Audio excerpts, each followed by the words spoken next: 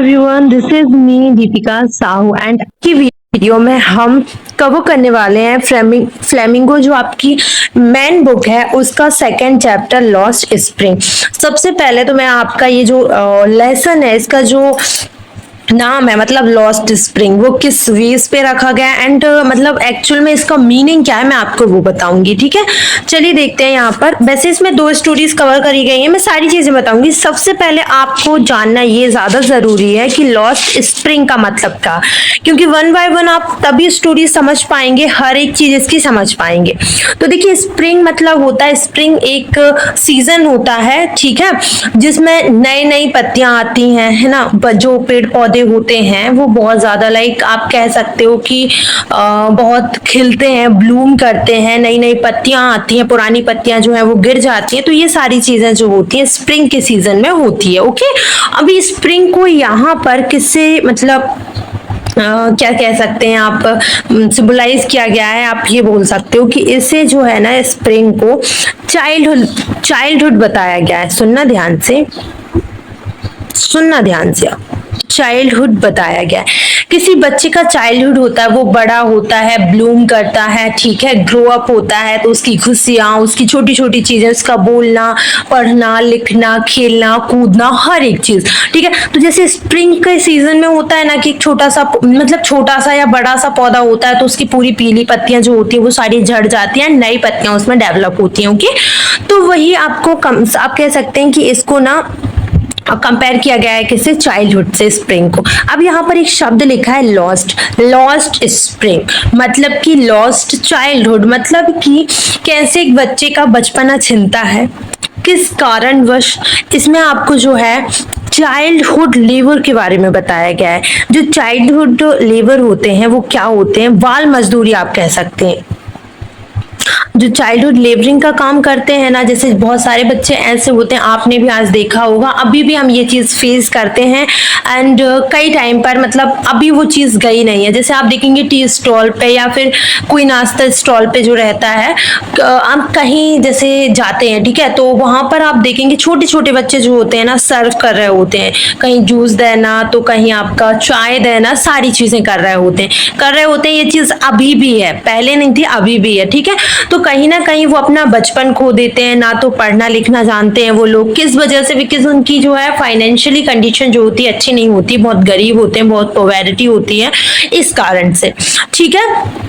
तो इसमें कहीं ना कहीं चाइल्डहुड लेबरिंग के बारे में, कैसे बच्चा ना अपना चाइल्डहुड खोता है, सारी चीजें, क्योंकि उसकी मतलब फाइनेंशियली कंडीशन अच्छी नहीं, वो लोग अच्छे नहीं है, इस कारण से, ठीक है। आपको समझ में आया कि ये टाइटल क्या बेस पर है। एक्चुअल में इसमें लॉस्ट स्प्रिंग की बात ना करके एक लॉस्ट चाइल्डहुड, एक बच्चा जो कैसे अपने चाइल्डहुड को, अपने बचपने को लॉस्ट करता है, वो चीज इसमें बताई गई। अब मैं आपको बताऊं, इसमें 2 स्टोरी होती है, ठीक है। फर्स्ट स्टोरी है अपनी साहब आलम है ना, साहिब ए आलम, ठीक है, जो भी नाम है, ठीक है।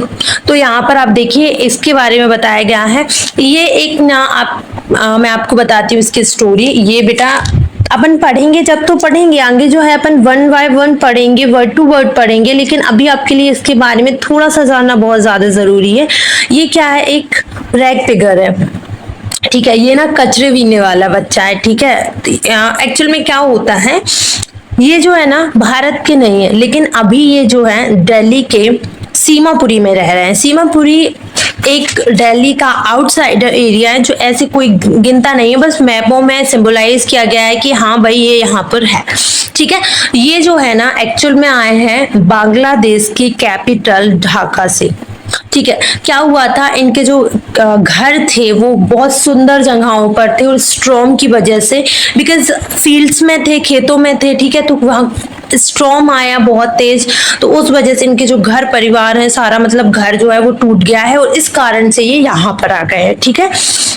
तो जो एनीस जंग होती है, इनसे क्या होता है, इनका इंट्रक्शन होता है एंड कहीं ना कहीं ये इनके बारे में जानती हैं, इनसे बातें करती हैं और बहुत सारी चीजें हैं जो आपको इसमें देखने को मिलती है। सेकंड स्टोरी है इसमें मुकेश की, जो कि बैंगल मेकर होता है, जो चूड़ियां बनाता है ना, और एक्चुअल में उसका ड्रीम कुछ और होता है। तो कहीं ना कहीं वो सारी चीजें आपको मुकेश के बारे में जानने को मिलेगी। अभी मैं उसके बारे में इसलिए बात नहीं कर रही हूँ बिकॉज इस वीडियो में मैं आपको फर्स्ट स्टोरी का फर्स्ट पार्ट कवर करवा रही हूँ, ठीक है। बहुत ही आराम से चलेंगे ताकि आपको सारी स्टोरी समझ में आए। बेटा मेरा स्टोरी समझाने का, बहुत अच्छे से समझाने का ये स्पेशल रीजन है कि जो आप गलतियां करते हो आपके क्वेश्चन आंसर याद करने में, वो गलतियां ना हो, क्योंकि वी आर कह सकते हैं अपन इंडियंस, और अगर हम इंडियंस हैं तो हमें हिंदी में जो अच्छे से समझ में आ जाता है वो इंग्लिश में नहीं आएगा, है ना। तो अगर हम वो हिंदी में स्टोरी कवर कर लेते हैं ना, तो हम इंग्लिश में यूं उनको याद कर लेते हैं। और आपका क्वेश्चन आंसर समझना, याद करना आपके पेपर के लिए, आपके बोर्ड एग्जाम्स के लिए बहुत इंपॉर्टेंट है, ठीक है। क्लियर हुआ? तो चलिए अब हम देखेंगे। तो देखिए अपन फर्स्ट स्टोरी के फर्स्ट पार्ट को कवर करेंगे। उससे पहले थोड़ा सा आपको एनीस जंग, ये स्टोरी जो है दोनों वो एनीस जंग ने लिखी है, ठीक है। और इनके बारे में जानना इसलिए भी जरूरी है बिकॉज आपको पता चलेगा कि एक्चुअल में ये क्या है और इन्होंने क्यों ये स्टोरीज लिखी, मतलब क्यों इन्होंने एक साहिब, इसके नाम बड़ा अजीब है, साहिब के बारे में क्यों लिखा है, इससे वो जानती है कि नहीं, या फिर उनके बस थॉट्स में है और आप उसने लिख दिया। बिकॉज आपको अभी तक तो ये पता चल गया होगा कि जो साहिब आलम है वो एक्चुअल में है और उसकी कहानी रियल है, पता चल गया ना। हाँ, तो कैसे एनीस जंग उसको जानती हैं, कैसे मुकेश को जानती हैं, तो ये जानोगे आप जब आप एनीस जंग जिसने इस स्टोरी को लिखा है उसके बारे में जानोगे, है ना। इसलिए अब देखिए यहाँ पर Annie Jung, 1944, was born in Rourkela and spent her childhood and adolescence in Hyderabad। यहाँ पर देखिए, यहाँ पर बोला गया है ये ना एनीस जंग जो है ना हैदराबाद के Rourkela, is it right pronunciation of this place, मेरे को ज्यादा पता नहीं है, ठीक है, इस जगह के बारे में। तो आई रियली डोंट नो कि मैंने राइट प्रोनाउंसिएशन किया है या नहीं किया है, बट ठीक है, ये प्लेस है हैदराबाद में, ठीक है। इनका जन्म जो है 1944 में हुआ है बच्चा पार्टी, एंड इनका जो चाइल्डहुड है मतलब बचपन, और आप कह सकते हो वेरी यंग एज जो होती है ना, वो कहाँ पर हैदराबाद में गुजरी है। She received her education in Hyderabad and in the United states of America. इनकी जो पढ़ाई है, कुछ पढ़ाई इनके हैदराबाद में कंप्लीट हो गई थी और कुछ पढ़ाई जो है यूएसए मतलब अमेरिका में जो है कंप्लीट हुई है, ठीक है, इन्होंने प्राप्त करी है। हर पेरेंट्स वो बोथ राइटर, इनके जो माता पिता थे, ठीक है, वो राइटर्स थे, लेखक थे, मतलब कि वेल नोन है पहले से ही, और इनका भी इंटरेस्ट राइटिंग मतलब फील्ड में ही रहा है। एनीस जंग began her career as a writer in India।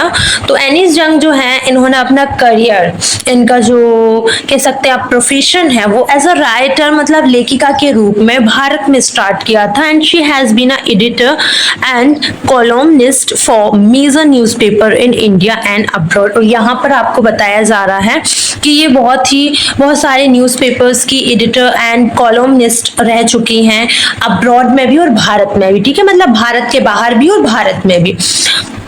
Has authored several books, और इन्होंने जो है ना बहुत सारी बुक्स लिखी हैं। आप सेवरल बुक्स से अंदाजा लगा सकते हो कि she has written many books, ठीक है। और वैसे भी न्यूज़पेपर की एडिटर्स हैं तो बहुत सारी बुक्स जो है पब्लिश्ड हो चुकी हैं, बहुत सारे मतलब ऑथर रह चुके हैं, लेखिका ये रह चुकी हैं। The following in expert from her book title lost spring, और यहाँ पर बताया जा रहा है एक्सर्ट, सॉरी, है ना, उनकी इन्हीं बुकों में से एक जो बुक है जिसका टाइटल है lost spring, stories of stolen childhood, मतलब कैसे एक बच्चे का जो बचपन है वो चोरी हो जाता है, इसकी स्टोरी इसने लिखी है, इन्होंने लिखी है, आई मीन टू से 2 स्टोरीज, ठीक है। Here she analyse the grading poverty and traditional which condemn these children to a life of exploitation explosion. तो यहाँ पर बताया जा रहा है कि यहाँ पर एक ना ये गरीबी स्थिति, मतलब एक व्यक्ति की, एक बच्चे के पेरेंट्स की गरीब जो स्थिति होती है, एंड कैसे वो उसको ट्रेडिशनल मान लेते हैं अपना कि हाँ भाई हम तो इसी रिवाज में बचपन से पले बड़े हैं और ये सब चीजें हमने देखी।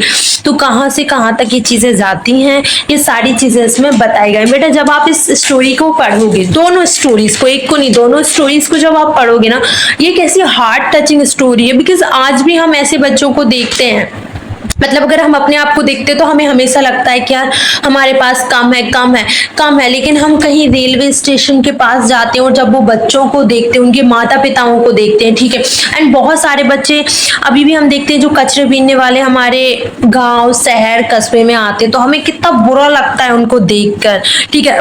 हम उनके लिए कुछ कर नहीं सकते हैं, ये हमें बहुत अच्छे से पता है, ठीक है ना। तो हमारे पास इतनी पावर है ना ही कुछ है ऐसा, तो हम उनके लिए ज्यादा कुछ नहीं कर सकते, बट उनको देखकर एक मतलब बहुत अंदर से जो होता है ना, ऐसा लगता है हम बहुत ज्यादा प्रवोक हो जाते हैं उनको देखकर कि यार कुछ हम भी कर सकते हैं इनके लिए, राइट। तो आज भी हम ये चीजें देखते हैं और इस स्टोरी में भी वैसा ही होगा। तो यहाँ पर स्टोरी स्टार्ट होती है, sometimes I find a rupee in the garbage. तो वो जो साहिब वो बोलता है कि कई बार मुझे कचरे में जो है पैसा मिलता है, जैसे 1 रुपए 2 रुपए का कॉइन या फिर 10 रुपए का नोट, यहाँ तक के ना। Why do you do this, I ask Sahib whom encounter every morning is crouching for gold in the garbage dumps of my neighborhood। देखिए यहाँ पर जो एनिस जंग है, ठीक है, वो दिल्ली में ही है आप कह सकते हो, ठीक है, और जो आउटसाइड एरिया है उधर के आसपास है, मतलब उधर नहीं है लेकिन उसके आसपास है, अगर हम इस सिचुएशन को मैच करते हैं तो, ठीक है। तो वो कहती हैं कि तुम क्यों करते हो यार ये सब, ठीक है। जो वो किससे पूछते हैं, ये साहिब से। तो साहिब कहता है मुझे कई बार पता है पैसे मिल जाते हैं कचरे में, ठीक है। वो ये चीजें जो है जो हमेशा से वो करता आ रहा है, ठीक है, ये चीजें जो है वो हमेशा से करके आ रहा है। एवरी मॉर्निंग वो उठता है and scrounging for gold in the garbage. अब ऐसा थोड़ा सा अलग साउंड कर रहा होगा, गोल्ड इन द गार्बेज मतलब कि कचरे में सोना कैसे मिल सकता है। अकॉर्डिंग टू अस, हमारे लिए सोना क्या होता है, हमारे लिए सोना जो है ना, लाइक आप कह सकते हैं कि बहुत ही कीमती चीजें हैं, ठीक है, बहुत ज्यादा स्पेशल चीजें जो होती हैं, जैसे हमारे लिए डायमंड्स हो गया है, सिल्वर हो गया है, इसके अलावा आप कह सकते हैं सोना हो चुका है, जो हमारे लिए प्रीसियस होता है, ठीक है। हमारे लिए गोल्ड जो है वो बहुत प्रीसियस है। तो यहाँ पर अगर आप देखेंगे गोल्ड इन द गार्बेज, मतलब कि गोल्ड से उसका मतलब है वही 1-2 रुपए की चीज है, ठीक है। बहुत ही जैसे हम लोगों ने बहुत सारी चीजें जो होते हैं हम यूज करके छोड़ देते हैं, हमें लगता है अब ये यूज की नहीं हो, वो चीजें उनके लिए यूज की होती, तो वो ही चीजें जो हैं उन्होंने बोला है कि वो गोल्ड है, ठीक है। उसके लिए वो कचरे में वो मिली चीजें जो उनके लिए काम की होती है, जैसे कि खाना हो गया, बहुत ही ऐसी चीजें जो वो यूज कर सकते हैं, उन चीजों को उसने सोना बोला है, मतलब गोल्ड बोला है, मतलब प्रीसियस बोला है। डम्स ऑफ माई नेबरहुड, जो मेरे पड़ोस में ही रहते हैं बच्चे। स्क्राउचिंग मतलब यहाँ पर आप कह सकते हैं खकोलना, ठीक है। खगोलना लाइक यार वो रहता है ना कि searching for something very special, very precious things, तो वही ढूंढना आप कह सकते हैं। खरोचना मैंने इसलिए कहा क्योंकि कचरे में वो है ना स्क्राउचिंग ही करते हैं, ठीक है। Sahib left his home long ago, यहाँ पर बोला जा रहा है कि साहिब ने अपना घर बहुत पहले छोड़ दिया, और मैंने आपको बताया क्यों छोड़ा, चलिए मैं आपको आगे बताती हूँ। Sat amidst the green field of Dhaka, वो कहाँ पर रहते थे, amidst the green field of Dhaka. Amidst मतलब होता है इन द मिडिल ऑफ, किसी के बीच में, ग्रीन फील्ड के, देखो यहाँ पर जो हरे भरे खेत होते हैं, बहुत अच्छी लोकेशन ऑफ ढाका आप कह सकते हो कि, क्योंकि देखो ढाका जो है वो बांग्लादेश का कैपिटल है, ये बहुत अच्छे से आपको पता है, एक जगह है ना, राजधानी है ये हमारे बांग्लादेश जो नियर का ही हमारा पड़ोसी देश है। तो वहां पर हरे भरे खेतों के बीच में, एमेडिस्ट मतलब कि बीच में, ठीक है, इनका घर हुआ करता था। His home is not even a distant memory, और अब यहाँ पर ये सिचुएशन बन गई है कि उसने उसका घर जो है इतने पहले छोड़ा है कि इवन उसको उसके डिस्टेंट मेमोरी में भी नहीं है। मतलब अपन जैसे अपना पुराना घर होता है जिसे हम नए घर में शिफ्ट हो रहे हैं, हमारे पुराने घर की मेमोरी कहीं ना कहीं हमारे माइंड में होती थी कि घर ऐसा है, इतने गेट है, इतने रूम है ना, इस कलर के कर्टन्स लगे हुए हैं, इस तरह की जो है कालीन बिछी है, वगैरह वगैरह हमारी कहीं ना कहीं माइंड में होता है कि छत है या फिर रूफ है या फिर मतलब जो भी चीजें हैं, ठीक है ना, या फिर नॉर्मल सी हर्ट्स है, जो भी कुछ है, तो हमारे माइंड में जो है वो एक रहता है, लेकिन उसके माइंड में कोई मेमोरी नहीं है। There were many storm that swept away their fields and homes. और देखो कई मतलब बहुत सारे स्टॉर्म्स में, बहुत सारे तूफानों में उनका घर जो है और उनका फील्ड खेत जो है पूरे स्वेप्ट अवे हो गए हैं, मतलब खराब हो गए हैं, नष्ट हो गए हैं, दूर हो गए हैं, ठीक है, टूट गए हैं। हिज मदर टेल्स हिम, और उसकी माँ ने ये बताया है, that's why they left looking for gold in the big city where he now lives। और इसकी माँ ने ऐसा बताया है कि ऐसे ऐसा हमारे साथ हुआ है, पहले हम ढाका में रहते थे, है ना, amidst the green field of Dhaka, मतलब हमारे जो खेत है उनके बीचों बीच हम लोग रहते थे, और क्या बोलते हैं, बहुत सारे स्टॉर्म, बहुत सारे तूफानों की वजह से जो है हमने हमारा घर और जो है हमारी फील्ड जो है खत्म हो गई थी, तो हमें हमारा घर छोड़ना पड़ा, है ना, और इसीलिए हम looking for gold in the big city where he now lives. और इसीलिए हम अब इस बड़ी सी सिटी में रह रहे हैं जहां पर हम गोल्ड, वही गार्बेज में बहुत यूजफुल चीजें ढूंढना, ठीक है, वो कर रहे हैं यहाँ पर। I have nothing else to do, he mutters looking away. और वो क्या करता है, इधर उधर देखकर, ही मटर्स लुकिंग अवे, वो इधर उधर देखने के बाद, लाइक रहता ना, कई बार हमें सामने से आंखों में आंखें मिलाकर बात करने में डर लगता है, ठीक है, तो हमने, वो बोलता है कि मेरे पास कुछ करने को नहीं है इसलिए मैं ये सब कर रहा हूँ, ठीक है, इसलिए मैं गार्बेज में गोल्ड ढूंढ रहा हूँ। गो टू स्कूल आई से ग्लिवली, उन्हें बहुत ही रैंडमली, बहुत ही मतलब एक फनी वे में आप कह सकते हो, realizing immediately how hollow the advice must sound।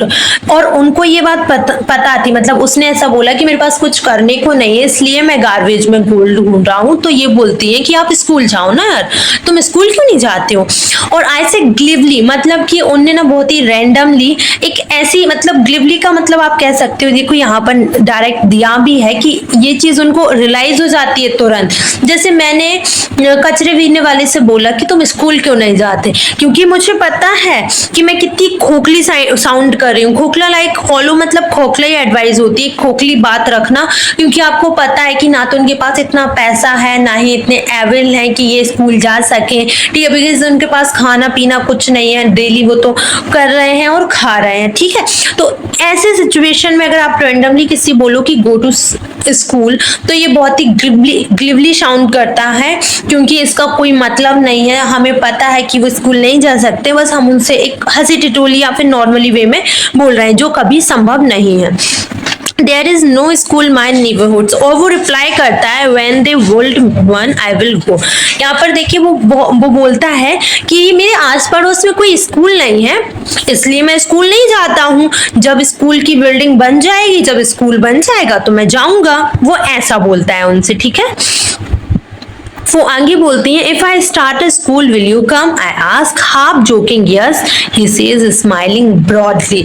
और वो क्या बोलता है, वो बोलती हैं, एनिस जंग बोलती हैं, अपनी ऑथर बोलती हैं उससे कि अगर मैं स्कूल बनाऊंगी तो तुम आओगे, ठीक है। आई आस्क हाफ जोकिंग आप समझ रहे हो, मतलब मजाक मजाक में ही वो बोल रही हैं, उनको इतना समझ में नहीं आ रहा है कि कितना खोखला वो साउंड कर रही हैं, और मतलब वो कितनी बड़ी चीज बोल रही है उस बच्चे से, ठीक है, और उसको कितना बुरा इम्पैक्ट उस पर पड़ सकता है, ये सब कुछ जाने बिना वो रैंडमली उससे बोलती है कि अगर मैं स्कूल बनाऊंगी तो तुम आओगे, तो वो बोलता है यस, है ना, यस ही सेज, उसने कहा हाँ, स्माइलिंग ब्रॉडली, और बहुत बड़ी स्माइल के साथ, क्योंकि उन बच्चों से पूछो जो स्कूल नहीं जाते, उनको कितना बुरा लगता है कि वो पढ़ नहीं पा रहे हैं, आगे चल के उनका भविष्य अंधकार में है, क्योंकि उनके पास ना तो इतना पैसा है कि वो खुद का बिजनेस स्टार्ट कर सके, और ना ही कोई अच्छी नौकरी रहेगी क्योंकि वो पढ़े लिखे नहीं है, ठीक है। तो वो बहुत ही स्माइल करके कहता है, ब्रॉडली मतलब कि बहुत बड़ी स्माइल, और बहुत ही अंदर से जो जेन्युइन स्माइल आती है उसको बोलते हैं, ठीक है।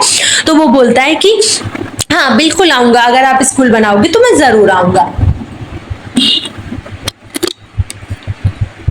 A few days later I see him running up to me, is your school ready? और कई दिन के बाद वो उसे फिर देखती हैं, किसको, उसी लड़के को, साहिब को, और वो उनके पास ना दौड़ता हुआ आया, ठीक है, और वो बोलता है आपका स्कूल रेडी हो गया, आपका जो स्कूल है, आप जो मुझसे बोल रही थी, आपका स्कूल तैयार हो गया। It takes longer to build a school, I say, embarrassed at having a made promise that was not made.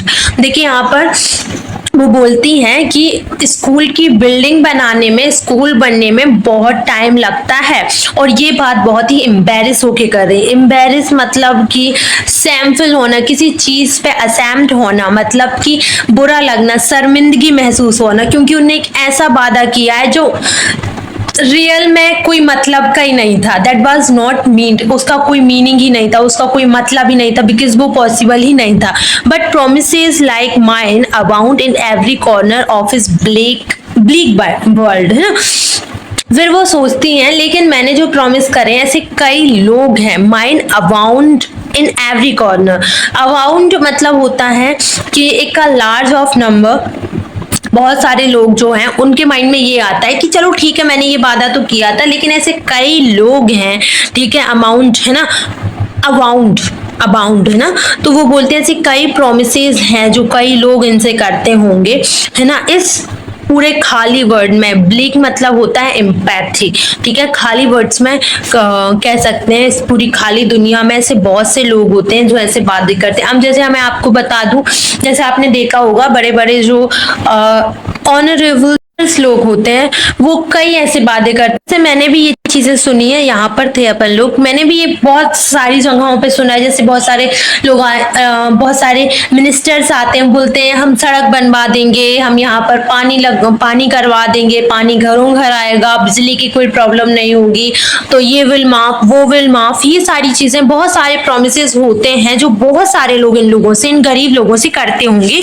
ये चीज हमारी जो ऑथर है एनिस जंग, उनके माइंड में आता है, ठीक है। एंड आफ्टर मंथ, अब क्या होता है, after months of knowing him I asked him his name, और कई महीनों के बाद उसे, मतलब मैं जानने लगी थी उस बच्चे को, तो मैंने उससे अपना नाम पूछा कि तुम्हारा नाम क्या है, तो उसने बड़े ही प्राउडली बोला साहिब आलम, ठीक है।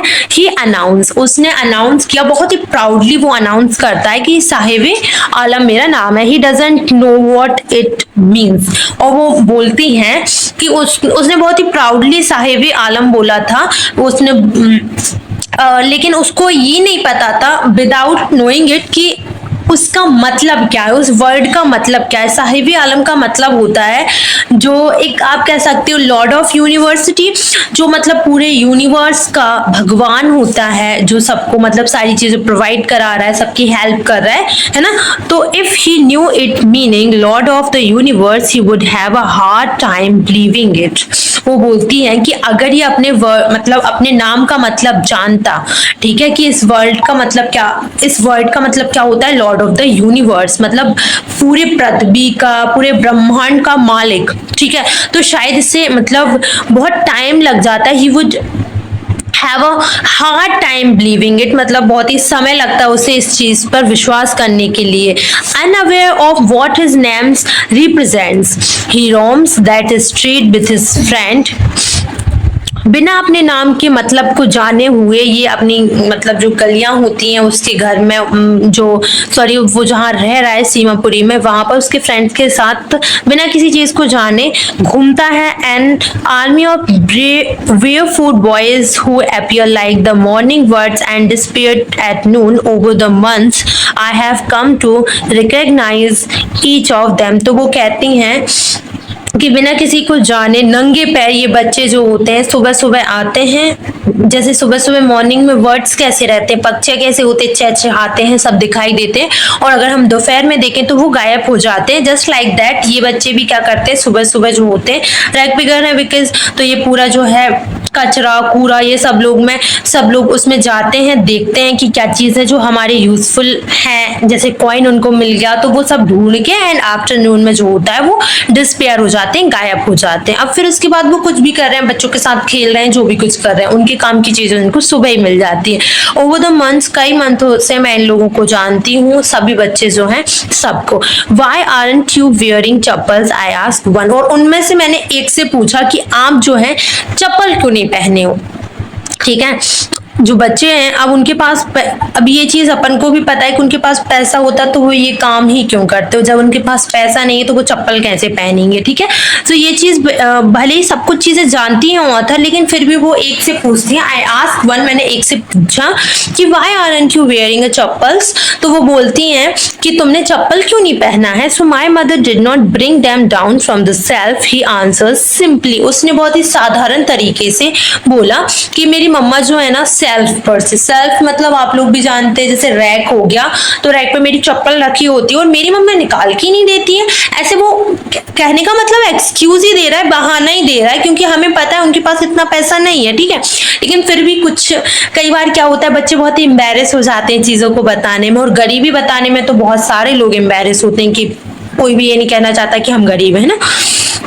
तो कहीं ना कहीं वो बोलता है उस चीज को छुपाने के लिए कि यार मेरी मम्मा जो है ना वो सेल्फ पर से चप्पल ही नहीं निकालती। ही आंसर सिंपली, और उसने बहुत ही आराम से बहुत ही साधारण रूप से आंसर दिया। Even if she did he will throw them off, adds another who is wearing shoes that do not match. अगर वो बोलता है कि अगर वो निकाल देती, he will throw them off, और अगर निकाल देंगे तब भी मैं उनको फेंक दूंगा।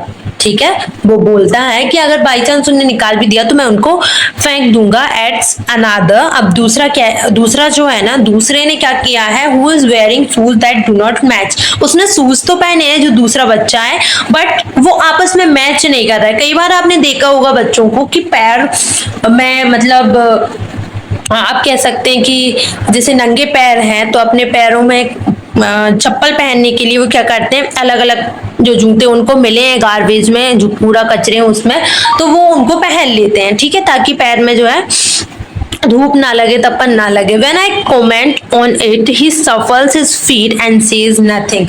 मैंने जैसे उस पे कमेंट किया, कमेंट मतलब वो टिप्पणी करती है, कहने का मतलब कि यार तुमने जो है, अपन जैसे देख लेते हैं तो अपन क्या बोलते हैं, जोड़ बेजोड़ चप्पलें पहनी है ना, तो वही चीज वो बोलती है कि तुमने तो ऐसी चप्पल पहनी है जो आपस में मैच ही नहीं कर रही है। वो उसको बोलती है तो वो सफल करने लगता है, मतलब एक के ऊपर एक पैर रखते हैं ना और छुपाते हैं अपन कई बार अपने पैरों को। अच्छा, मेरी आदत क्या है, जब भी मेरे से बोलते हैं कोई कि आपके पैर कितने बड़े, तो मैं भी ऐसे ना पीछे साइड अपने पैर कर लेती हूँ। अभी क्या करूं, मेरे लड़कों जैसे पैर है, मतलब मेरे बहुत बड़े बड़े पैर है, लड़कियों के जैसे सुंदर पैर नहीं है मेरे पास, तो कहीं ना कहीं मैं भी सफल्स करती हूँ उनको, एक के ऊपर एक छुपाती हूँ। जस्ट लाइक दैट वो बच्चा जो होता है जो इजोड़ बिजोड़ चप्पल पहना है, वो भी अपने पैर को छुपाने लगता है और कुछ नहीं बोलता है। I want shoes, says a third boy who has never owned a pair all his life. एक बच्चा, तीसरा बच्चा जो होता है उनमें, वो कहता है कि मुझे शूज चाहिए हैं। ठीक है, मैं चाहता हूं कि मैं शूज लूं जो कि मैं खुद खरीदूं अपनी लाइफ में। Has never owned a pair of all his life, travelling across the country I have seen children walking barefoot. वो बोलती हैं कि वो बच्चा ये चीज जानता है कि वो कभी अपनी जिंदगी में नहीं ले पाएगा खुद से शूज, लेकिन फिर भी उसे शूज पहनने, वो चाहता है कि मैं खुद से शूज खरीदूं। ठीक है, लगभग जो है एनिस जंग ने पूरी कंट्री, ठीक है मतलब कंट्रीज कम ही लगेगा, एनिस जंग जो है ना, इन्होंने पूरा वर्ल्ड जो है, वर्ल्ड में बहुत सारी कंट्रीज जा चुकी हैं, ये पूरा ऑलमोस्ट उन्होंने जो है वर्ल्ड पूरा घूम लिया है। I have seen children walking barefoot in CTs on, यार यहाँ पर कंट्री लिखा है तो आप कह सकते हो कि ऑलमोस्ट वो भारत की सारी पूरे उसमें जा चुकी है, पूरे स्टेट्स में जा चुकी है, ऑलमोस्ट उन्होंने पूरी कंट्री जो है, पूरा भारत जो है घूम लिया है। तो वो बोलती हैं कि मैंने ऐसे कई बच्चे देखे, I have seen children walking barefoot. Barefoot मतलब क्या होता है, बेयरफुट मतलब होता है बच्चा पार्टी, नंगे पैर जो बच्चे चलते हैं बिना चप्पल पहने, उनको बोलते हैं बेयरफुट। ठीक है, इन सिटीज, कई सिटीज और ऑन ब्लेज रोड्स, और मैंने कई बच्चों को देखा है कि वो सिटीज में नंगे पैर जो होते हैं चल रहे होते हैं ऑन ब्लेजेस रोड, और it is not lack of money but a traditional to stay barefoot. ऐसा नहीं है कि उनके पास पैसे की कमी है, ये एक्सक्यूज है। सुनना ध्यान से, भले ही वो बोल रही है ये चीज, लेकिन ऐसा उनके माँ बाप ने उन्हें बताया है उन बच्चों को कि ऐसा इसलिए नहीं है कि अपने पास पैसे नहीं है इसलिए अपन चप्पल नहीं पहन पा रहे हैं। चीज उन्होंने ऐसा कर लिया है, जो बच्चों जिन लोगों के पास पैसे नहीं वो बोलते हैं उनके बच्चों से कि भाई ऐसा नहीं है कि अपने पास पैसे नहीं है, एक्चुअल में अपन इसलिए पहनते हैं कि अपना ट्रेडिशनल है, अपने यहाँ का रिवाज है, इज वन एक्सप्लेनेशन। और एक बच्चे जो है ऐसा एक्सप्लेन करता है, ठीक है, I wonder if this is only an excuse to explain away a perpetual state of poverty. तो ये आप वो भी जानती हैं इस चीज को कि ये सब छुपाने के लिए एक्सक्यूज दे रहे हैं, ठीक है, स्टेट ऑफ पोवर्टी। तो आप कह सकते हैं कि यहाँ पर उन बच्चों को उनके माँ बाप ने जो एक्सक्यूज दिया है, मतलब एक झूठ कहा है एक सच को छुपाने के लिए। अब यह परपेचुअल स्टेट ऑफ पोवर्टी, इसका मतलब होता है कि कभी खत्म ना होने वाली गरीबी को छुपाने के लिए उन्होंने अपने बच्चों से ऐसा बोला है ताकि उन लोग ना वो सेटिस्फाइड रहें बेचारे और कभी इस चीज की मांग ना करें। तो वो बोलते हैं कि अपने यहाँ का रिवाज है कि हम लोग चप्पल नहीं पहनते हैं, ऐसा नहीं है कि हमारे पास पैसे नहीं है लेकिन हमें हमारे यहाँ चप्पल नहीं पहनते। और उनके माँ बाप ने इसलिए ये सारी चीजें बताई हैं ताकि उनको, क्योंकि उनको पता है कि हमारी जो परपेचुअल स्टेट ऑफ पोवर्टी, मतलब हमारी जो गरीब स्थिति है वो कभी खत्म नहीं होगी, वो ये चीज बहुत अच्छे से जानते हैं। ये सारी बातें हो ही रही थी कि एनिस जंग जो हमारी ऑथर है उनके माइंड में एक स्टोरी रिमेंबर होती है, याद होती है, मतलब उनको याद आती है। I remember a story of a man from Udupi once told me as a young boy he would go to school past an old time। यहाँ पर देखिए वो कहती हैं कि मुझे एक स्टोरी याद आई। अब यहाँ पर देखिए उडीपी याद, आप मैं बताऊं उडीपी क्या है। उडीपी कर्नाटक में एक छोटा सा प्लेस है, ठीक है, उडीपी जो है कर्नाटक का एक छोटा सा प्लेस है। वहां पर मतलब आप प्लेस समझ सकते हो, गांव जैसा है ना। As a young boy he would go to school past in old temple.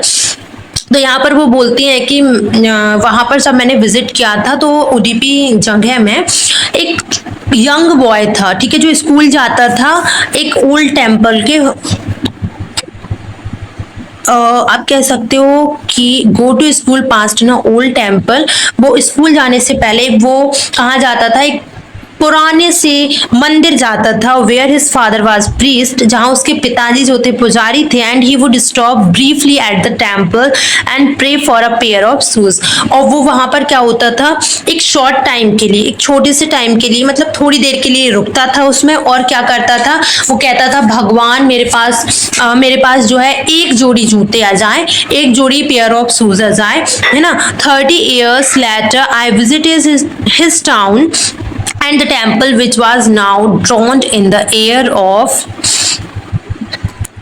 desolation।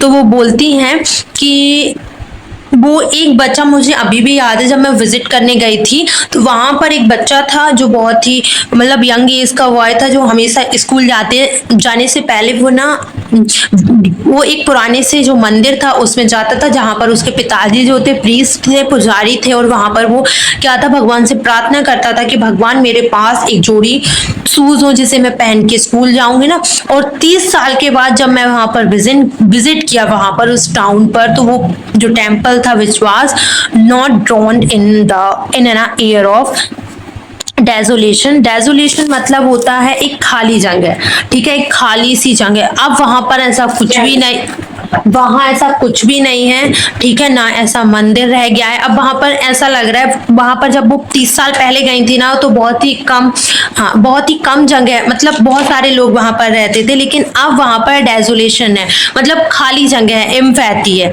ठीक है, सब कुछ खत्म हो गया है वहां पर। अब बहुत ही कम लोग हैं, गिने चुने लोग हैं जो वहां पर रहते हैं। इस जगह उससे मिलती हैं ना, सारी बातें करती हैं एंड उन लोगों के बात में मतलब जान पहचान हो जाती है। और एनिस जंग जो होती है ना एक्चुअल में उस बच्चे से ऐसा प्रॉमिस करती है, एक ऐसा मतलब बेतुका प्रॉमिस आप कह सकते हैं कि उसका कोई मीनिंग नहीं होता है, ठीक है। यहाँ तक कहानी हो जाती है और वो उस बच्चे से बात भी कर रही होती है, उसके साथ आज उसके फ्रेंड्स होते हैं एंड वो बोलती है कि आप लोगों ने शूज क्यों नहीं पहने हैं, ठीक है। सो वो तो सारे बच्चे उसको क्या बोलते हैं, उनको बोलते हैं कि ये हमारे यहाँ का रिवाज है, ट्रेडिशनल है कि हम लोग जूते या चप्पल कुछ भी नहीं पहनते, हम फुट वेयर रहते हैं, ठीक है, मतलब कोई भी नंगे पैर हम कहीं भी आ जा सकते हैं, ऐसा वो उनको बोलती है। So this was the story which we have read in first part, हमने पढ़ ली थी उसको, ठीक है, पढ़ चुके हैं हम उस चीज को। अभी हम सेकंड पार्ट में क्या बात कर रहे हैं, सेकंड पार्ट में हम बात करेंगे यहाँ से, ठीक है।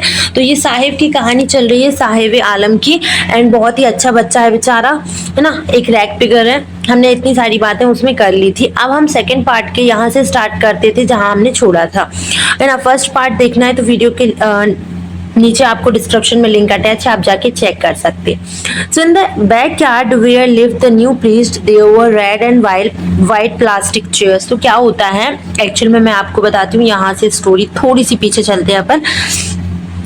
क्या होता है कि जो एनिस जंग है, ऑलमोस्ट उन्होंने पूरा इंडिया कंट्री जो है पूरा विजिट कर चुकी हैं। तो वो बोलती हैं 30 साल पहले जो है मैं कर्नाटक के एक उडीपी गांव में गई थी, एक प्लेस है, अब गांव है या शहर है आई रियली डोंट नो, है ना। तो वो गई थी, तो वो बोलती हैं कि वहां पर भी एक ऐसा बच्चा था जो इन लोगों जैसा ही था और बहुत गरीब था, और वो जब स्कूल जाता था तो वो उस ओल्ड टेम्पल के यहाँ रुकता था एंड शॉर्ट प्रेयर करता था कि भगवान मुझे एक जोड़ी शूज मिल जाए, ठीक है। और उस टेम्पल के जो प्रीस्ट थे उसके फादर थे, है ना। तो इस बच्चे को देखकर उनको उनकी याद आ जाती है। अब वहां पर एक्चुअल में 30 साल पहले जो था वो ठीक है, लेकिन अभी वो बोलती है वहां पर अब सब वीरान हो गया है, वहां डेजोलेशन हो चुका है, मतलब वहां सब एकांत है, आपको यहाँ पर खाली जो है वहां पर स्थान उनको दिख रहा है। इन द बैकयार्ड पीछे where live the new priest, जहां पर एक नए पुजारी रहते हैं। There were red and white plastic chairs, जहां पर क्या हो रहा है, लाल और सफेद कुछ चेयर्स कुर्सियां रखी हुई हैं। अ young boy dressed in a grey uniform, वहां पर उसको एनिस जंग जो है उनको एक यंग बॉय दिखता है जो क्या कर रहा है, ग्रे कलर की यूनिफॉर्म उसने बड़ी बहुत अच्छी यूनिफॉर्म जो है उसने पहनी है, नया बच्चा। Wearing a socks and shoes, उसने जो है मोजे और जूते पहने हुए हैं उसी बच्चे ने, ठीक है, जिसके पास बहुत ही अच्छी ग्रे कलर की यूनिफॉर्म है। वो arrived panting and throw his school bag on a folding bed, ठीक है। तो अब यहाँ पर देखिए अराइव्ड, पेंटिंग, पेंटिंग मतलब यहाँ पर क्या है, पेंटिंग मतलब आप कह सकते हैं हाँपना। वो वहां पर पहुंचा। अपन कई बार क्या होता है तेज तेज चलते हैं, सीढ़ी उतरते चढ़ते हैं या कहीं से कहीं जा रहे होते हैं, तो क्या होता है हम हाँपने लगते हैं, थोड़े दूर चलते हैं और हम क्या करते हैं हाँपने लगते हैं, है ना, हाँपने लगते हैं कि नहीं। तो वो भी कहती हैं अराइव्ड पेंटिंग, मतलब वहां पर वो रुके ना तो हाँपने लगे।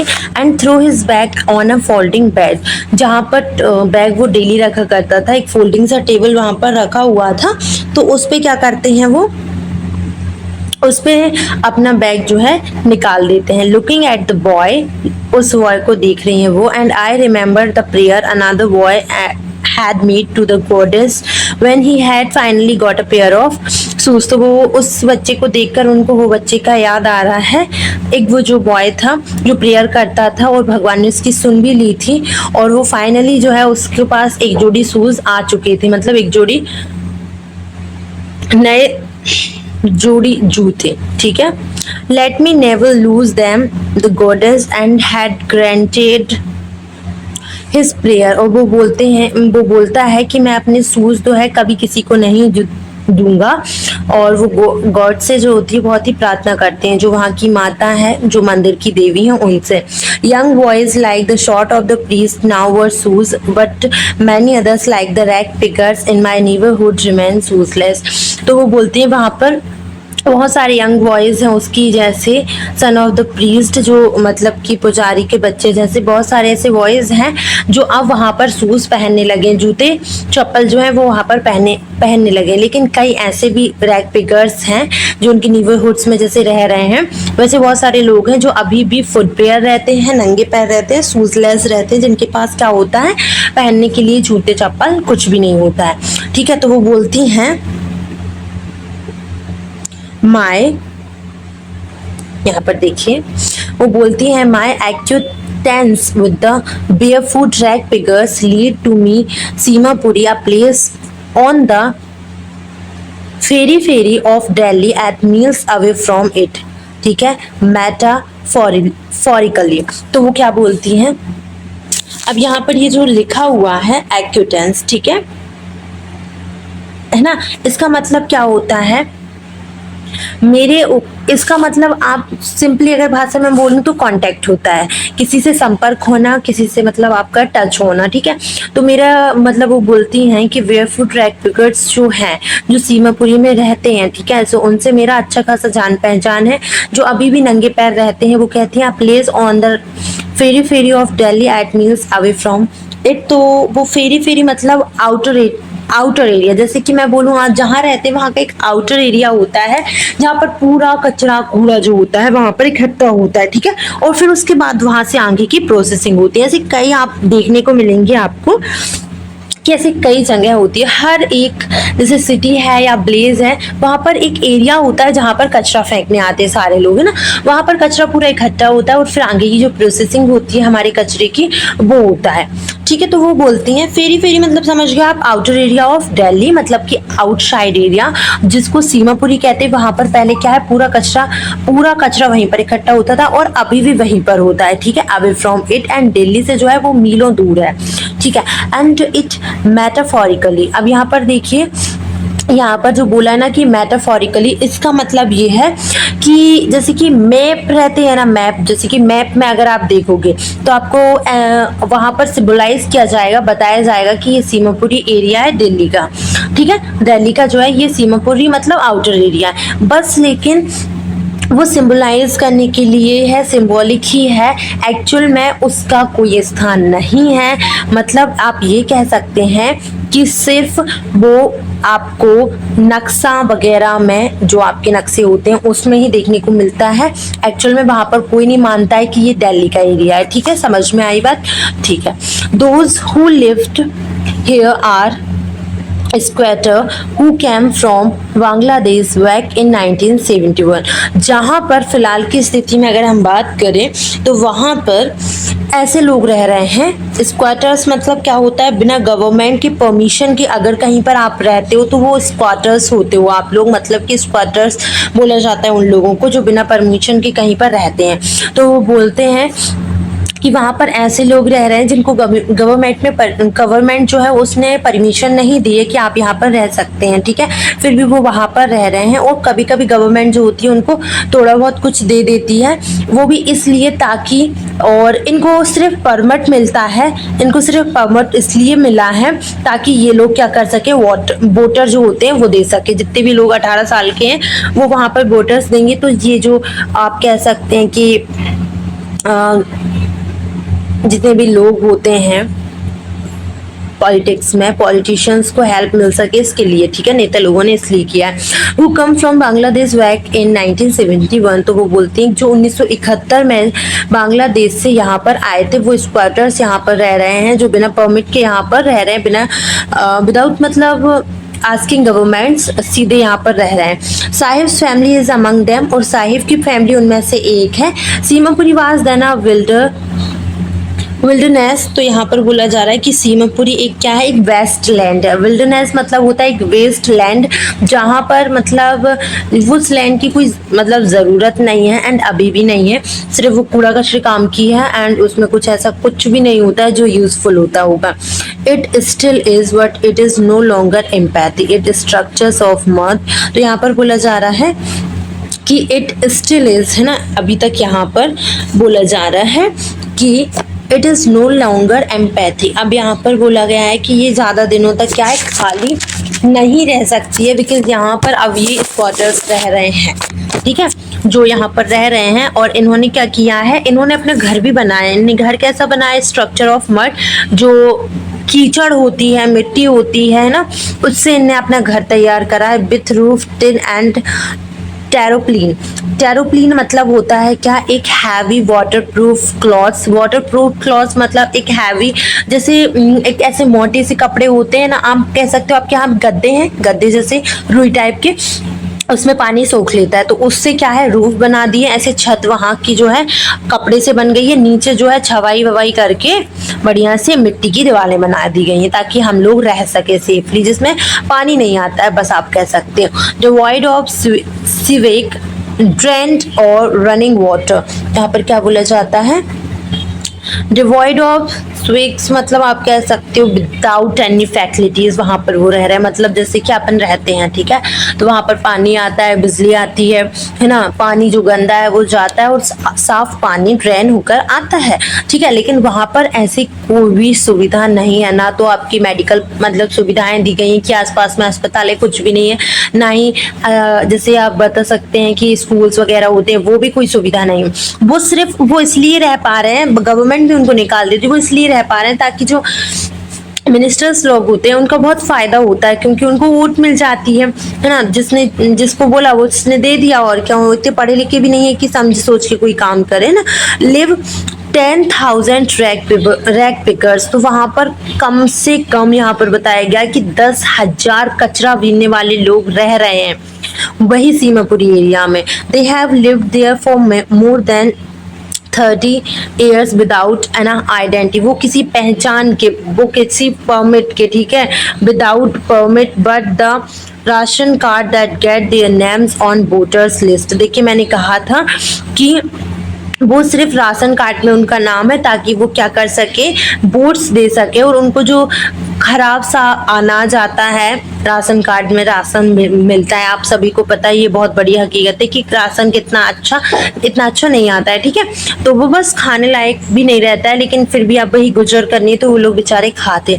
तो आप यहाँ पर बोला जा रहा है कि ये जो 10,000 रैक पिगर्स है यहाँ पर 30 साल से ज्यादा से रह रहे हैं विदाउट एन आइडेंटिटी, बिना किसी पहचान के, ये यहाँ पर 30 साल से बेचारे रह रहे हैं, ना तो इनके पास परमिट है, मतलब ना ही इनके पास परमिशन है, टेम्परेरी रहते हैं, जहाँ खाना पानी मिलता है वहीं अपना तंबू गाड़ लेते हैं, ठीक है, एंड राशन कार्ड बस है इनके पास ताकि इनके वोटर्स में नाम आ सके, एंड वोटर लिस्ट में नाम आ सके, enable them to buy grain, और ये जो है जो अनाज है वो खरीदने में असमर्थ है, तो इनको थोड़ा बहुत फूड जो होता है राशन कार्ड के थ्रू मिल जाता है। तो food is more important for survival than identity, और इनको ऐसा लगता है कि खाना ज़्यादा ज़रूरी है पहचान के, मतलब पहचान से क्या होगा, पेट भराएगा क्या, नहीं भराएगा, खाने के लिए सरवाइव करना है, जीवन जीना है, तो खाना इज मोर इम्पोर्टेंट, ठीक है, ये इनका भी यही मानना है, और ये हमेशा यही कहते हैं पहचान से जो है, पहचान से ज़्यादा महत्वपूर्ण है खाना मिलना। If at the end of the day we can feed our families and go to bed without in acting stomach, और इनके लिए सबसे बड़ी बात ये है, यहाँ पर रहने के बाद भी इनके लिए सबसे बड़ी बात ये है, इन लोगों को लगता है कि ये खुद खा लेते हैं एट द एंड, है ना, एंड ऑफ द डे, मतलब आप कह सकते हो कि शाम के टाइम ये खुद खाना खा लेते हैं, इनकी फैमिलीज खाना खा लेती हैं, और ये बिना भूख की, जो भूख से पेट दर्द करता है, उस पेट को, उस एग को बिना सहे, बिना मतलब, क्योंकि खाना खा लेते हैं तो पेट दर्द होगा नहीं, अगर खाना नहीं खाएंगे तो पेट दर्द होता है, तो उस दर्द को बिना सहे ये सो जाते हैं, इनके लिए ये बहुत बड़ी बात होती है।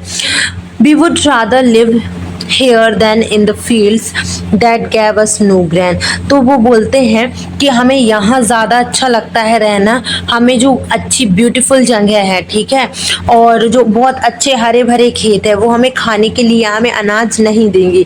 से a group of women in the tattered sarees when I asked them why they left their beautiful land of greens fields and rivers, तो एक बहुत ही फटी, यहाँ पर ये जो टैटर्ड लिखा है ना, एक बहुत ही फटी पुरानी टोन साड़ी जो है एक औरत ने पहनी है, और वो ये आंसर करती है कि हमारे लिए पहचान से ज़रूरी है खाना, सरवाइव करने के लिए, जीवन जीने के लिए खाना बहुत ज़्यादा ज़रूरी है, वो बोलती है, ठीक है, एंड वो फिर बोलती है कि हमारे लिए ये सबसे बड़ी बात है कि हमारी फैमिली ने खाना खा लिया, हमने खाना खा लिया, हम किसी तकलीफ के सो जाते हैं, ये हमारे लिए बहुत बड़ी बात है, हम फिर उठेंगे, फिर कचरा बीनेंगे, फिर खाना पीना खा के फिर सो जाएंगे, it's more important for us, ठीक है, वो इसलिए बोलती हैं बिकॉज जो एनीस जंग होती है ना, वो इनसे क्वेश्चन करती हैं कि आप लोगों ने आपके बहुत सुंदर सुंदर सी जगह, हरे भरे खेत और नदी, पहाड़, ये सब छोड़कर आप क्यों आए?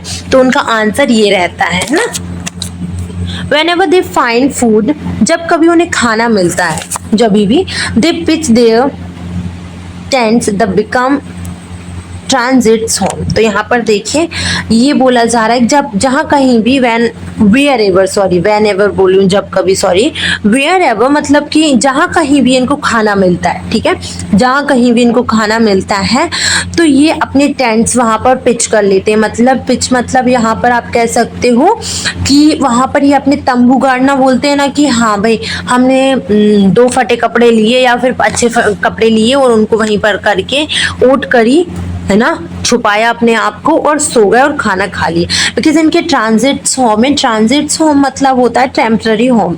आपने देखा होगा लक्कड़ वो रहते हैं ना, वो खड़क लोहार ऐसा कुछ बोलते हैं उन लोगों को, मैंने इसी नाम से सुना है बस इनको। तो वो अपने तंबू हर कहीं गाड़ लेते हैं, हर कहीं। वैसे ही ये होते हैं, इनके पास ट्रांजिट्स होम होते हैं, ये कहीं भी अपना घर बना लेते हैं। Children grow up in them becoming partner in survival. इनके बच्चे बड़े हो जाते हैं और इनके पार्टनर्स बन जाते हैं, बिकॉज इनके लिए सर्वाइवल करना बहुत मुश्किल होता है। And survival in Seemapuri means rag picking, ठीक है। और अगर सीमापुरी वालों को सीमापुरी में रहना है और सर्वाइवल करना है, ठीक है, संघर्ष करना है, और मतलब संघर्ष लाइक कि खाना, जीवन जीना, ठीक है, उसके लिए इसका मतलब है कि आपको कचरा बीनना पड़ेगा। Through the years it had accurate the proportion of a fine art. और अब ना इनका धीरे धीरे मतलब इनने ये काम इतना कर लिया है कि ये काम इनके लिए पता है क्या हो गया है, इनके लिए एक आर्ट हो गई है ये काम, एक आर्ट, समझ रहे हो आप, मतलब कि कचरा बीनना एक इनके लिए कला बन चुकी है, ठीक है। और उसमें ऑफ अ फाइन आर्ट, ठीक है। Garbage to them is gold. और उनके लिए गार्बेज में से कुछ यूजफुल चीजें ढूंढना उनके लिए गोल्ड जैसा है। It is their daily bread, a roof over their heads, even if it is a leaking roof, but for a child it is even more। तो यहाँ पर बोला जा रहा है it is their daily bread, इनकी रोजी रोटी आप कह सकते हो। डेली ब्रेड मतलब रोज का खाना है, क्योंकि गार्बेज में से वो कोई यूजफुल चीज नहीं ढूंढेंगे तो उनको खाना नहीं मिल पाएगा, है ना। वो उसमें से सारा कुछ करके उनको खाने के लिए यूजफुल चीजें मिल रही हैं। जूठन मिल गई, वो खा लिया।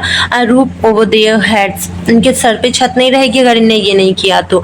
Even if it is a leaking roof, अगर इनके पास मतलब लीकिंग रूफ्स मतलब आप समझ ही गए होंगे, अगर रूफ में से, छत में से पानी आ रहा है, ठीक है, चल जाएगा। But for a child it is even more, ठीक है। इनके अपने मतलब बच्चों के लिए, इन सब चीजों के लिए ये एक चीज कला बन चुकी है ना।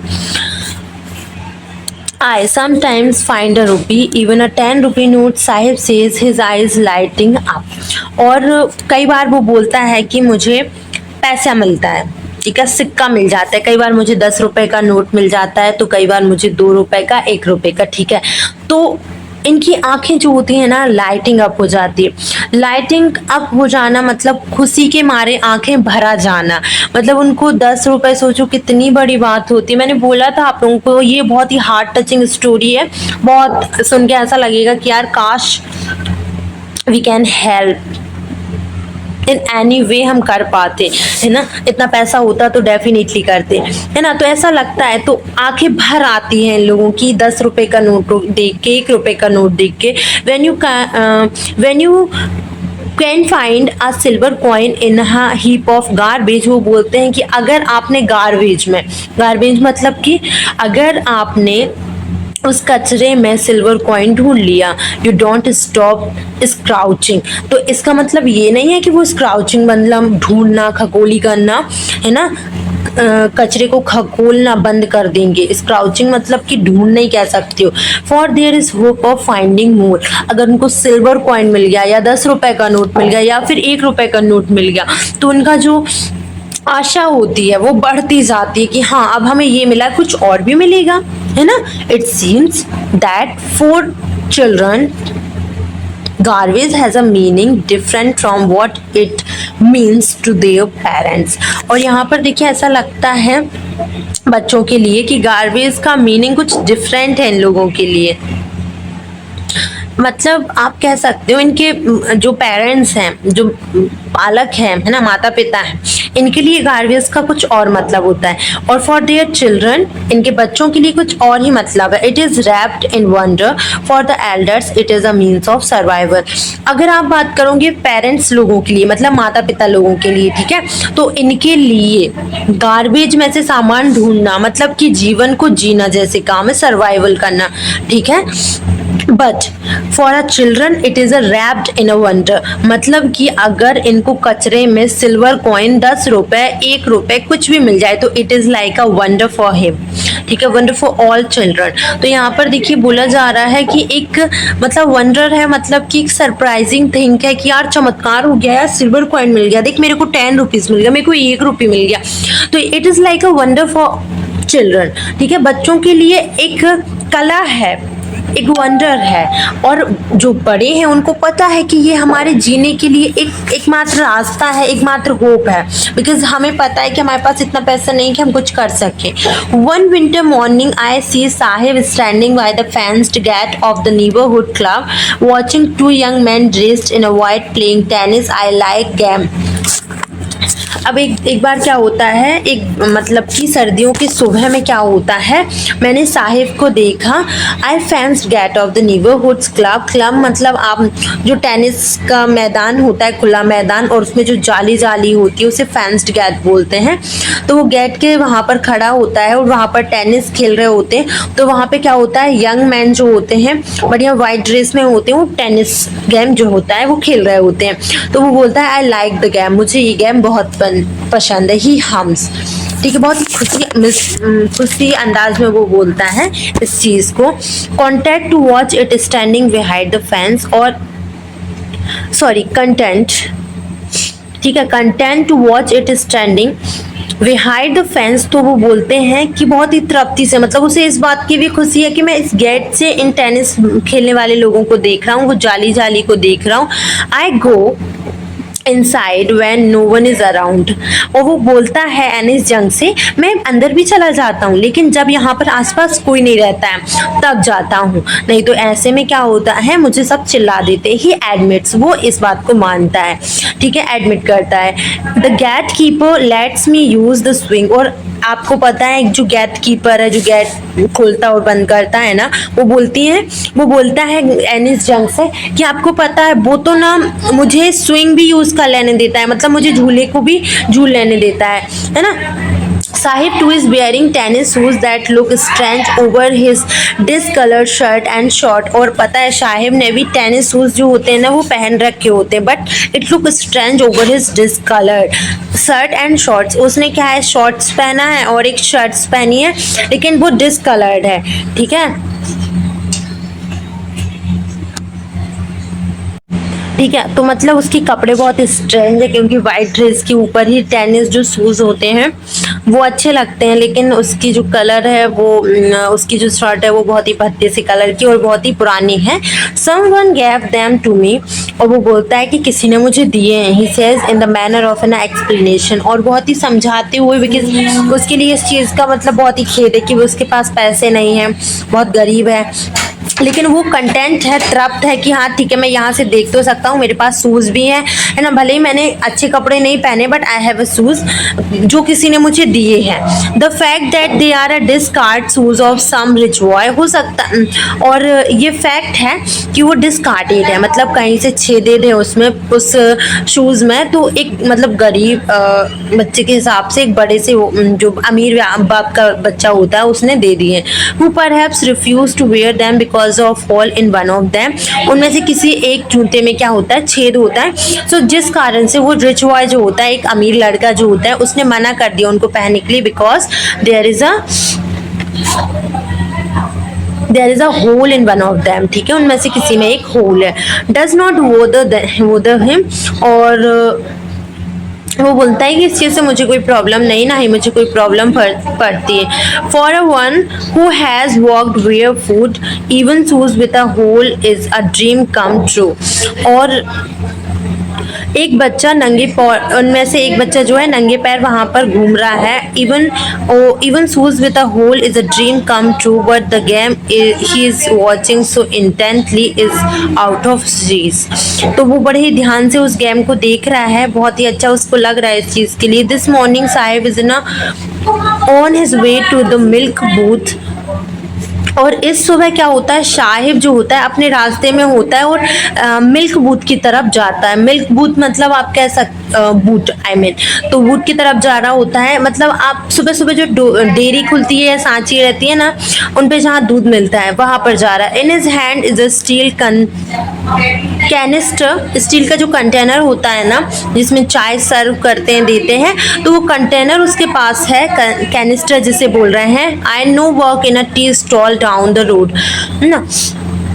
तो वो बोलता है कि अब से मैं ना इस टी स्टॉल पे, अपने हाथ को पॉइंटिंग करके बताता है. He says pointing in the distance, बहुत दूर पर वो खड़े होते हैं. तो वो बताता है कि अब इस टी स्टॉल पे मैं काम करने लगा हूँ. I am the paid 80 rupees all my meal. ठीक है, तो वो बोलता है कि इसके लिए मुझे महीने का 800 रुपये मिल रहा है और यहाँ पर मुझे खाना भी फ्री में मिलेगा. ऑल माई मील्स यहीं पर फ्री है. Does he like the job, क्या उसे ये जॉब पसंद है? अगर नहीं होगी तो आप कुछ कर सकते नहीं, उसकी मजबूरी. आई आस्क, मैंने उससे पूछा. His face I see has lost His face I see has lost the carefree look. उसने वो स्माइल खो दी है जो वो अपने कचरे की थैली रखा रहता था एंड केयर फ्री स्माइल करता था. केयर फ्री उसका लुक होता था because he is free for anything. मतलब जो मिल गया ठीक है, सुबह गए शाम को आए, बात खत्म. ठीक है, लेकिन अब उसके चेहरे पर वो केयर फ्री लुक उसको नहीं दिखाई दिया. ठीक है, वो देखता है. The steel canister seems heavier than the plastic bag he would carry so lightly over his shoulder. ठीक है, तो क्या होता है, ये कैनिस्टर जो स्टील कैनिस्टर उसके पास है वो बहुत ही हैवी लगता है उसे, बहुत ही भारी लगता है ना, उस प्लास्टिक बैग से जो वो कैरी करता है. बिकॉज उसके अगर वो कैरी करता था ना उसके शोल्डर पे, उसके मतलब कि कंधे पर वो प्लास्टिक बैग रखा रहता था, वो बहुत ही केयर फ्री रहता था. मतलब उसे कोई दिक्कत नहीं होती थी, वो बहुत ही चिल रहता था कि हाँ ठीक है जो होगा देखा जाएगा. The bag was his, the canister belongs to the man who owner the tea stop. ओ इसलिए शायद कि वो बैग जो था उसका था, लेकिन ये जो कैनिस्टर है वो किसी और व्यक्ति का है जो इस टी स्टॉल का मालिक है. ठीक है, Saheb is no longer his own master. और साहिब अब बहुत बड़ी बात कह चुकी है ये मैम एनिस जंग जो है कि अब साहिब जो होता है वो अपने उसूलों का, अपने आप का मालिक नहीं रहा है. ठीक है, बिकॉज अब वो जिम्मेदार हो गया अपनी फैमिली की रिस्पॉन्सिबिलिटी के लिए और 800 रुपये उसे मिलते हैं इस चीज़ के लिए, खाना फ्री मिलता है, तो वो अपनी फैमिली के लिए ये सब करना स्टार्ट उसने कर दिया है. सो ये थी हमारे साहिब बे आलम की कहानी. कल मैं आपको बताऊंगी नेक्स्ट वीडियो में आई मीन मुकेश की कहानी. मुकेश क्या था, क्यों था एंड कैसा व्यक्ति था एंड एक्चुअल में वो क्या करना चाहता था, ये कहानी आपको नेक्स्ट वीडियो में मिलेगी. एंड ठीक है, उसकी लिंक मैंने डिस्क्रिप्शन में अटैच कर दी है, आप जाके चेक कर सकते हैं. एंड प्लेलिस्ट में सारी वीडियोस ऐड हैं, you can check that videos. Okay, तो प्लेलिस्ट जाके चेक कर लो. और कमेंट सेक्शन में कोई प्रॉब्लम होती है तो you can share me. Lost spring में 2 पार्ट में पार्टीशन में बांटे गई है. फर्स्ट स्टोरी साहिब आलम की थी जो मैंने आज कंप्लीट करवा दी है एंड सेकंड स्टोरी में मुकेश की कहानी है जो भी बहुत ज़्यादा इंटरेस्टिंग है, वो मैं आपको मुकेश वाली कहानी के फर्स्ट पार्ट में आपको बताऊंगी. ठीक है, तो जाओ चेक करो अभी. ठीक है, थैंक यू सो मच. अभी ये कंप्लीट होने के बाद आपको नीचे ना क्वेश्चन आंसर भी मिल जाएंगे, इनके सारे इंपॉर्टेंट क्वेश्चन भी क्वार्टरली एग्जाम्स के लिए ज़रूर दिए जाएंगे. Okay, thank you.